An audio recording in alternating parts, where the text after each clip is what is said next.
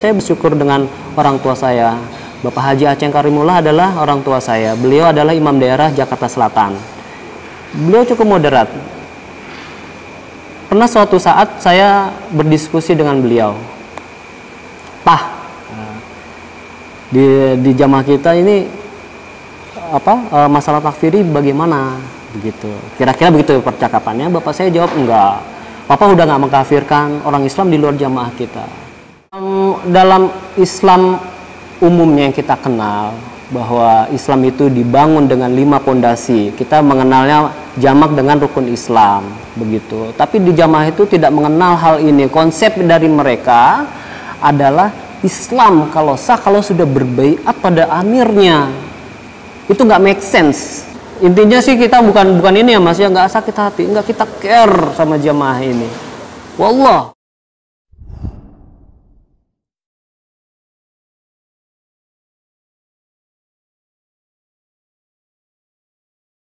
Assalamualaikum warahmatullahi wabarakatuh. Asyhadu an la ilaha illallah wa asyhadu anna Muhammadar Rasulullah sallallahu alaihi wasallam. Alhamdulillahirabbil alamin. Perkenalkan, nama saya Yunadi Lil Iman.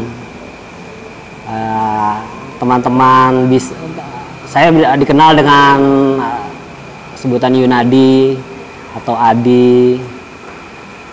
Saya berdomisili di Jakarta Selatan, di Cilandak. Adapun saya bergabungnya dengan Islam Jamaah ini bisa dikatakan itu semenjak saya masih bayi, itu saya sudah menjadi member Islam Jamaah. Kenapa?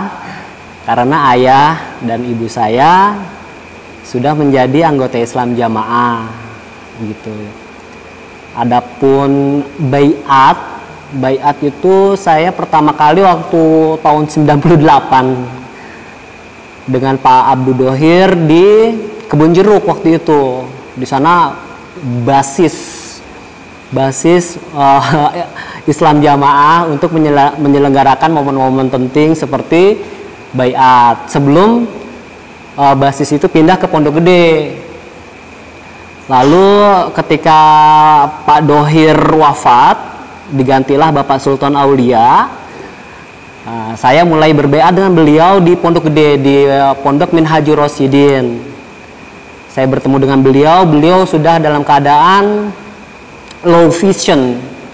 Low vision itu karena saya dengar kena diabetes akut yang menyebabkan matanya dia menjadi low vision, jadi agak nggak bisa ngelihat beliau dalam posisi seperti itu. Lalu setelah dari Pondok Minhajur Rosyidin, saya mondok juga di Mulungan, Yogyakarta. Di situ saya mengkaji hadis-hadis besar, Kutubus Sittah, Bukhari, hadis Bukhari, Muslim, Tirmizi, Abu Daud, Nasai, Ibnu Majah. Di bawah bimbingan Bapak Sobirun rahimahullah. Di situ saya ketemu lagi dengan Bapak Sultan Aulia di Masjid Jogja 1. Kita menyebutnya waktu itu Masjid Jogja 1, masjid daerah. Saya berbaiat lagi dengan Bapak Sultan Aulia tahun 2006. Adapun kiprah saya di Islam Jamaah itu satu, di organisasi saya mendapu seksi pendidikan di DPD DKI. Lalu saya pengurus muda-mudi daerah Jakarta Selatan 1. Saya pengurus CAI daerah dan saya pegang juga pramuka daerah. Dulu dikenal dengan sebutan Pangeran Jayakarta. Itu dapuan-dapuan saya. Lalu ya umumnya kiprah saya di dunia kepemudaan. Lalu saya mulai hijrah. Menginjak hijrah itu ketika saya sudah masuk kerja di kantor Nah di kantor tuh dulu internet tuh kita masih jarang gitu. Nah di kantor kebenaran dibukakan fasilitas internet waktu itu, fasilitas internet. Ketika pekerjaan inti saya sudah saya selesaikan, bos membebaskan saya untuk akses, mau nge-googling boleh, mau ngapain aja boleh, yang penting kerjaan kamu sudah selesai. Di situ saya menggoogling kata-kata sebuah lembaga dakwah Islam di Indonesia. Ditemukanlah sebuah milis, dulu zamannya milis dalam medsosnya dulu yang terkenal itu milis ya. Kalau sekarang kan ada WA, ada Facebook dan lain sebagainya. Kalau dulu masih Yahoo Group, milis Yahoo Group. Di situ saya ngelihat betapa bitonah ajaran-ajaran yang dirahasiakan dalam jamaah Islam jamaah itu menjadi diskusi publik. Saya kaget bagaimana baiat itu diekspos begitu detail. Di situ terjadi kontroversi antara pro dan kontra, di mana baiat kubu Islam jamaah menganggap baiat ini adalah sahnya orang berislam. Tanpa berbaiat maka Anda belum sah Islamnya, bahkan Anda sampai divonis masuk neraka, khalidina fiha abada. Begitu yang saya terima dalam majelis-majelis keilmuan mereka, entah itu di pengajian kelompok, desa, daerah, maupun di ponpes begitu. Wallah. Di situ saya mulai, di situ waktu itu saya masih membela ajaran Islam jamaah. Saya ada di garis depan yang sangat militan membela jamaah yang saya cintai ini. Saya fight di situ di milis itu. Tapi setelah saya pulang dari rumah, itu seperti ada sebuah pesan yang masuk dalam alam bawah sadar saya. Jangan-jangan yang dikatakan diskusi itu benar gitu, masuk dalam alam bawah sadar saya. Itu saya masuk di titik perenungan, merenung kembali, merefleksi kembali semua yang saya yakini sejauh ini. Bagaimana di luar jamaah ini adalah kafir, bagaimana yang berhak masuk surga adalah jamaah kita ini. Di luar jamaah kita ini semuanya finnar khalidina fiha abada, selama-lamanya kekal abadi. Ya kan gitu kan? Pemirsa pasti mahfum jamak dengan yang saya katakan ini. Memang begitu diksi-diksi di jamaah ini. Saya fight, tapi saya ada di titik perenungan. Titik perenungan pertama saya mulai begini. Bener, jangan-jangan di luar kita bukan kafir. Begitu. Saya belum masuk ke masalah imamah, belum masuk ke masalah baiat, belum. Saya baru mengajukan satu pemikiran yang anti mainstream di jamaah saya, yaitu di luar kita itu bukan kafir. Saya mulai memberanikan diri dalam sebuah forum. Niat saya adalah justru sebagai rasa cinta saya pada jamaah ini, bukan untuk merusak jamaah. Saya memberanikan diri ke forum itu, wahai kawan-kawan, kayaknya di luar jamaah kita tidak bisa dikafirkan. Begitu. Niat saya justru dengan lepasnya paham takfiri ini, jamaah ini justru masih lebih banyak diterima dalam masyarakat. Pikir deh, plot twist pikiran itu. Dicabutnya takfiri justru tidak merusak jamaah, justru semakin jamaah ini semakin mendapatkan simpati dari masyarakat. Ukhuwah Islamiyah kita dengan sesama Islam jadi semakin terjalin. Begitu niat saya. Tapi apa yang terjadi ketika saya memberanikan diri menyuarakan itu, saya kok dapat feedback atau umpan balik dari para anggota forum, saya terpengaruh Mauludin, murtad. Seperti itu, saya bahkan dikafirkan. Saya bingung loh. Masa cuma mengajukan satu pertanyaan, satu tesis bahwa orang di luar jamaah itu bukan kafir, kok saya dikafirkan? Saya bingung. Jadi itu semakin gini loh, semakin mengafirmasikan saya bahwa iya jamaah ini ternyata takfiri. Saya mendengar langsung dibegituin. Awalnya saya percaya gitu kalau takfiri itu adalah oknum. Sebab saya waktu jadi jamaah pun nggak ada perasaan takfiri itu, gitu. Jadi ketika saya dikafirkan oleh teman-teman saya, sahabat saya, anggota forum itu, ternyata ini proof, bukti jamaah ini takfiri, gitu.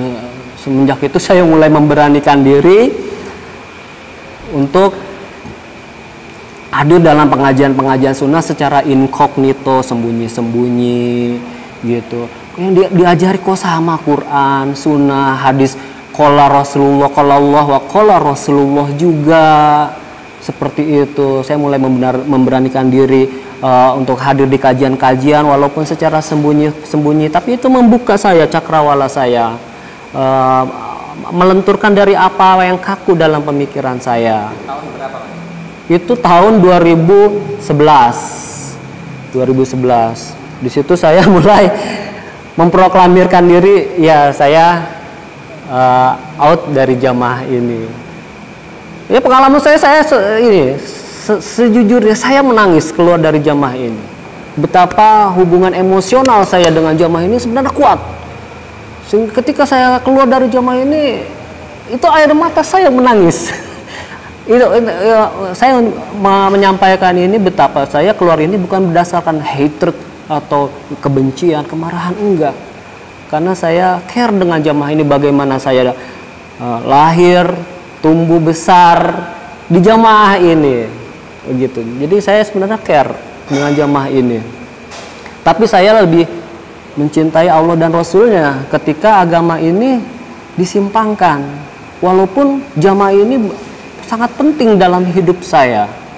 Orientasi saya adalah jamaah ini sampai saya memilih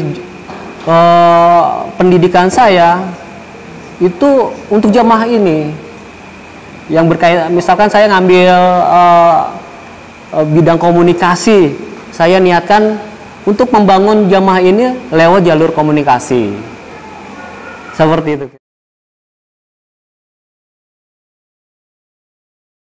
Satu, ya ini yang saya ketahui aja. Saya biasanya tidak begitu memperdulikan dengan masalah-masalah furu'iyah atau ijtihadiyah. Itu saya bisa bertoleransi dengan itu. Jadi ada yang saya tidak bertoleransi adalah masalah takfirinya. Di masalah takfir itu. Jadi gini, dalam Islam umumnya yang kita kenal, bahwa Islam itu dibangun dengan 5 pondasi. Kita mengenalnya jamak dengan rukun Islam, begitu. Tapi di jamaah itu tidak mengenal hal ini. Konsep dari mereka adalah Islam kalau sah kalau sudah berbaiat pada amirnya. Itu nggak make sense. Bagaimana kita lihat di, misalkan kita berkesempatan ke Masjidil Haram, haji di sana, ya kan, wukuf di sana dengan berjuta-juta kaum muslimin, nggak make sense kalau kita aja yang masuk surga.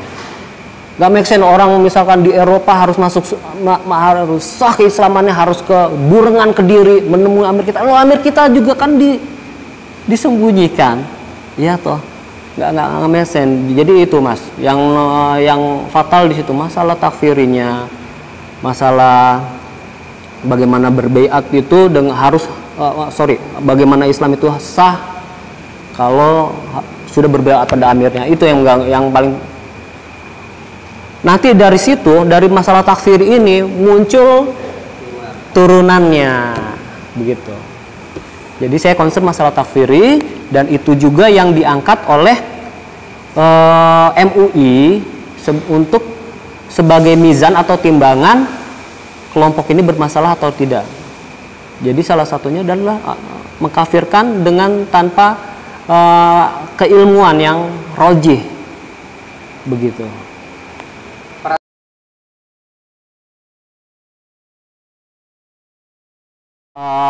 Alhamdulillah ya,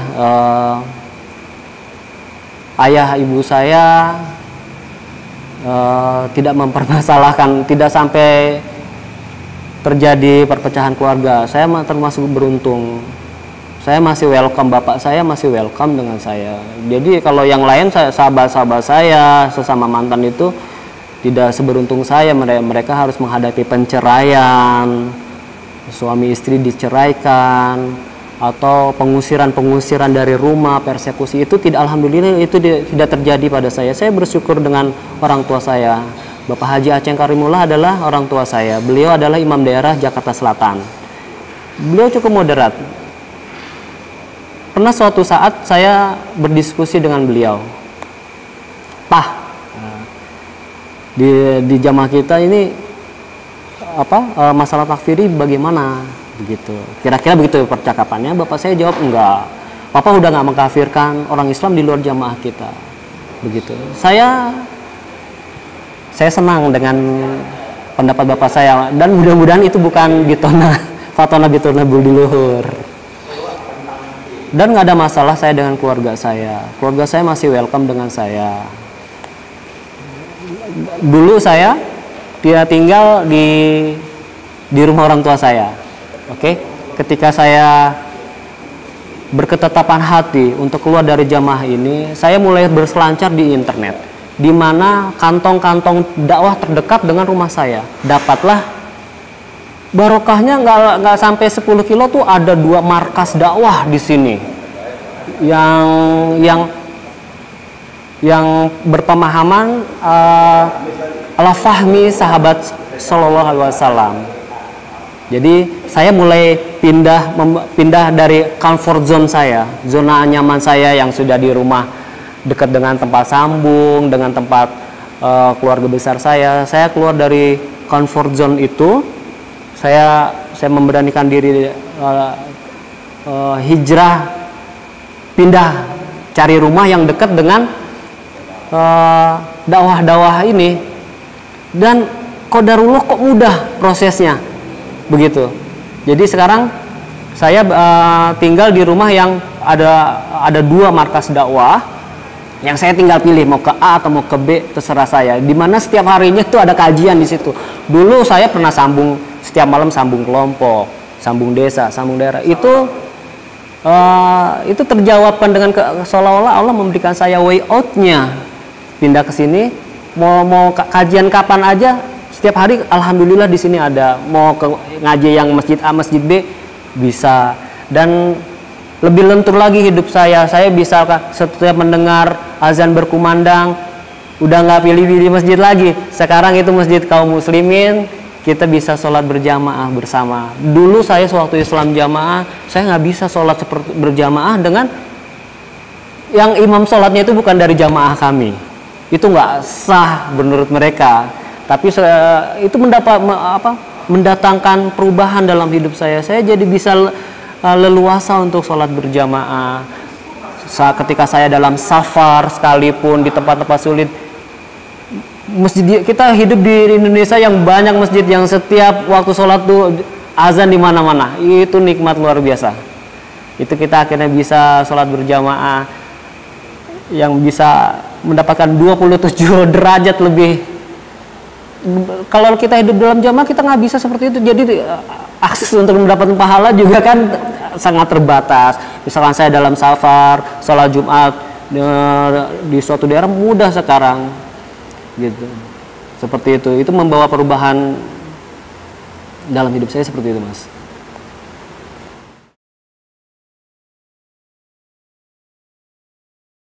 Kalau dari inner circle saya, yaitu keluarga, itu nggak ada masalah. Tapi dari teman-teman yang dulu bersahabat dengan saya, mereka udah mulai memblok WA saya. Dan ada dulu misalkan kita dalam jamaah ini, saya appreciate dengan budaya berterima kasih, bilang jazakallah khairan, ya kan. Tapi semenjak saya keluar, seolah-olah saya nggak dapat hak muslim, ya, sehingga ketika orang berterima kasih kepada saya, sekarang bilangnya terima kasih ya Mas, udah nggak jazakallahu khairan lagi, begitu. Padahal itu kan sesama muslim. Mungkin saya merasa ini karena saya sudah keluar dari jamaah, mungkin sudah dikategorikan murtad, sehingga saya nggak berhak lagi mendapatkan greeting yang sifatnya syar'i, seperti salam, ucapan terima kasih seperti itu. Jadi teman-teman lama mulai kelihatan ngambil jaraknya. nggak bicara secara langsung memang, tapi gestura-gestura itu bisa saya rasakan. Mereka mulai mengambil jarak, kayak ada kekhawatiran terlalu dekat dengan saya, seperti itu. Kalau keluarga, alhamdulillah no problem. Walaupun saya berusaha terus semampu yang saya bisa untuk menasihati, mendakwahi keluarga saya, ya step by step, pelan-pelan lah. Gitu. Saya lihat ada 2018 itu salah satu tonggak juga, milestone dari gelombang hijrah, yaitu dengan dimaklumatkan Pak Khalil, Pak Abdul Aziz, Pak Abdullah Mas'ud. Saya melihat ini jadi bola salju yang menggelinding terus membesar, begitu. Sehingga saya mengalami itu karena saya sudah mulai keluar dari 2011. Saya mungkin jadi bisa melihat ini dari helikopter view, jadi lebih holistik gitu ya. Tonggak itu memang saya menggembirakan ini. 2018 adalah tonggak yang sangat bagus untuk dakwah ini, sehingga saya lihat fenomena hijrah banyak sekali. Seperti terjadi efek domino, satu jatuh semua jatuh, trak jatuh. Apalagi sekarang didukung dengan keterbukaan informasi, teknologi informasi yang udah nggak bisa lagi jamaah dipagari dengan cara-cara konvensional. Sekarang setiap remaja tuh pegang ini kan, sosmed bisa. Ini salah satu anugerah dari Allah menurut saya. Dulu tuh sulit sekali untuk bisa masuk ke mereka, karena mereka memborder jamaahnya untuk dengan cara boykot, dihajar, boykot. Udah kita nggak bisa bergaul dengan mereka, tapi sekarang kita bisa tembus lewat sosial media. Memang masih banyak teman-teman yang sudah tahu ini bermasalah, tapi mereka tetap di jamaah ini. Satu, kalau menurut saya ada juga jamaah mereka ada kepentingan ekonomi seperti itu, mungkin hidupnya full timer dalam sabilillah, di mana dia digaji oleh sabilillah, sehingga ketika dia keluar dia takut kehilangan asap dapurnya itu nggak mengepul lagi. Faktor ekonomi bisa, atau faktor bisnis bisa, faktor keluarga. Misalkan istrinya sudah berpahaman, sudah tidak takfiri lagi, tapi suaminya masih kuat. Si istri ini tidak mau pernikahannya itu misalkan rusak, maka si istri itu akhirnya mengalah untuk tetap di jamaah ini. Jadi faktornya itu aja sih Mas, kalau menurut saya ya. Ada faktor ekonomi, faktor keluarga.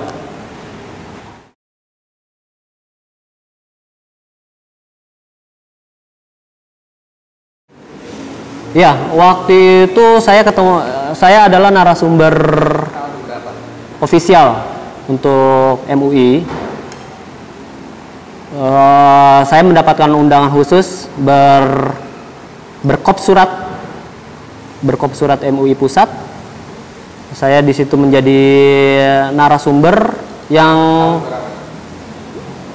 saya mulai menggambuhi MUI itu udah 2 tahun. Jadi MUI ketika mengeluarkan satu produk seperti fatwa atau rekomendasi itu melalui proses riset yang luar biasa ketat. Itu saya sampai 2 tahun. April 2021 MUI mengeluarkan rekomendasi bahwa Islam Jamaah ini masih eksis di sebuah lembaga dakwah Islam di Indonesia. Oke? Itu bukan sembarangan, itu melalui riset yang panjang dan dilakukan oleh akademisi-akademisi yang memang mumpuni di bidang riset. Alhamdulillah ketika saya di jamaah Islam Jamaah ini, dokumen-dokumen itu nggak saya buang, foto-foto nggak saya buang, surat-surat rahasia mereka itu nggak saya buang, rekaman-rekaman pengajian hasil cai itu saya simpan baik, saya dokumentasikan baik. Jadi ketika saya mengeluarkan laporan kepada MUI, pernyataan ini masih takfiri, buktinya apa, saya keluarkan rekaman-rekaman Jadi MUI melakukan penilaian bukan dari mulut saya, dari mulut mereka sendiri. Begitu. Kalau dari mulut saya bisa aja orang mengatakan saya sakit hati, ya kan? Saya pernah di MUI saya ditanya seperti itu. Kamu apa keluar ini jangan-jangan sakit hati seperti itu? Enggak. Jadi distigmakan orang yang keluar dari jamaah ini distigmakannya sakit hati, gitu. Ingin dapuan, ingin jadi imam, begitu. Tapi saya nggak sendiri, tapi di situ ada tim. Kita pakai bukti-bukti primer, bukti primer dan bukti sekunder. Itu saya 2 tahun menggambuhi MUI. Sampai puncaknya 2021 sang ketua umum dipanggil ke PP MUI dan mengakui bahwa jamaah kami ya masih berparadigma lama, masih mengajarkan ajaran Islam jamaah yang dilarang oleh Kejaksaan Agung Republik Indonesia tahun 1971. Legal.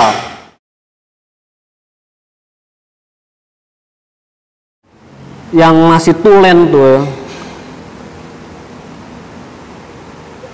Pertama memang begini, hidayah itu dari Allah. Walaupun Anda masih tetap di Islam jamaah, jangan henti-henti, tetap minta sama Allah. Tunjukkan pada saya jalan yang lurus itu yang mana. Pertama, jadi saya kembalikan ini kekuasaannya Allah. Kedua, jangan segan-segan untuk membuka diri, membuka tempurung Anda. Kalau Anda hidup dalam tempurung, seperti katak dalam tempurung, Anda hanya melihat dunia yang kecil itu saja. Jadi jangan segan-segan untuk membuka, untuk lari dari tempurung Anda yang selama ini. Dan untuk kawan-kawan yang sudah paham, tapi masih di dalam sistem, kalau seandainya memungkinkan, segera hijrah, segera keluar. Kalau Anda memang mungkin Anda tidak setuju dengan takfiri, tapi keberadaan Anda, kehadiran Anda dalam pengajian-pengajian itu sebagai dalil untuk orang yang masih paham, oh iya jamaah ini benar. Apalagi Anda adalah opinion leader, tokoh yang memegang opini, imam-imam daerah, imam desa, itu banyak yang sudah paham bahwa jamaah ini problem. Tapi mereka nggak keluar. Mereka bilang, yang penting saya nggak takfiri. Enggak, kehadiran Anda itu adalah dalil untuk jamaah-jamaah lainnya yang masih paham, yang masih kuat. Seolah-olah, wah Pak itu masih ada di situ kok. Itu Anda membawa efek yang buruk seperti itu. Kira-kira seperti itu, Mas. Alhamdulillah, saya bersyukur Pak Holil, Pak Abdullah Mas'ud, Pak Abdul Aziz, di mana mereka ini opinion leader dalam jamaah ini, bisa berdakwah membenahi jamaah ini, begitu Mas. Intinya sih kita bukan ini ya Mas, ya nggak sakit hati, nggak, kita care sama jamaah ini, wallah, gitu. Oke pemirsa, saya kira begitu aja ya sekelumit cerita saya ini, ya mudah-mudahan ada faidahnya. Kurang lebihnya saya mohon maaf sebesar-besarnya. Assalamualaikum warahmatullahi wabarakatuh.